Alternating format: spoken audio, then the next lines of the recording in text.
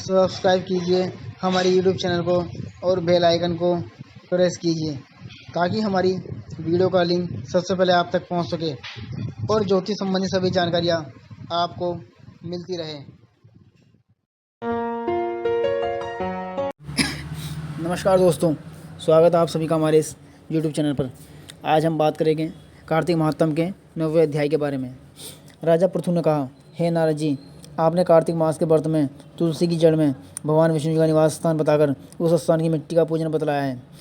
अब मैं भी श्री तुलसी जी के महात्म को सुनना चाहता हूँ। तुलसी कहाँ और कैसे उत्पन्न हुई, ये बताने की कृपा करें। नारद जी ने कहा, हे राजन, एक समय जब देवगुरु बृहस्पति और देवराज इंद्र कैलाश पर्वत पर शंकर जी का दर्शन करने के लिए गए तो शंकर जी ने उनकी परीक्षा ली। उन जटाधारी दिगंबर ने उनका मार्ग में अनुरोध कर डाला।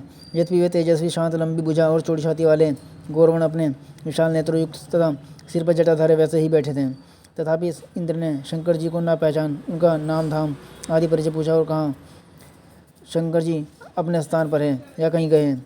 इस पर उन तपस्वी ने कुछ भी नहीं कहा, परंतु त्रिलोकीनाथ के ऐश्वर्य से गर्वित होकर इंद्र कब तक चुप रहते हैं। उन्होंने क्रोध से गुड़क कर कहा, अरे मैं पूछता हूँ, तू उत्तर क्यों नहीं देता? मैं भी तुझे इस वर्ष से मारता हूँ, फिर देखता हूँ तुझ दुर्मति की रक्षा कौन करता है।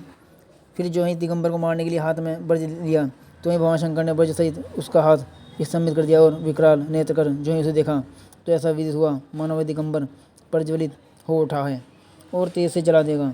भुजाएं स्तंभित होने से इंद्र के क्रोध और दुख का अंत ना रहा, परंतु जो ही बृहस्पति जी ने उनको प्रज्वलित देखा तो ही अपनी बुद्धि से उसको भगवान शंकर जानकर प्रणाम किया और इंद्र को भी उनके चरणों में गिराया। फिर बृहस्पति जी बोले, हे दीनानाथ, आप अपना क्रोध रोक कर इंद्र का अपराध क्षमा कीजिए। बृहस्पति जी के वचन सुनकर महेश्वर गंभीर वाणी बोले, मैं अपने नेत्रों से निकले क्रोध को कैसे रोकूं? तब बृहस्पति बोले, हे भगवान, भक्तों पर तो दया ही करनी चाहिए, अतः अपना भक्तवत्सल नाम सार्थक कीजिए और इस तेज को शांत कर इंद्र का उद्धार कीजिए। तब भगवान शंकर ने कहा, मैं तुम्हारी स्तुति से प्रसन्न हूँ और जो तुमने इंद्र का जीवन दान दिलाया, अब मैं तुम्हें अपने वरदान द्वारा जीव नाम से विख्यात करता हूँ।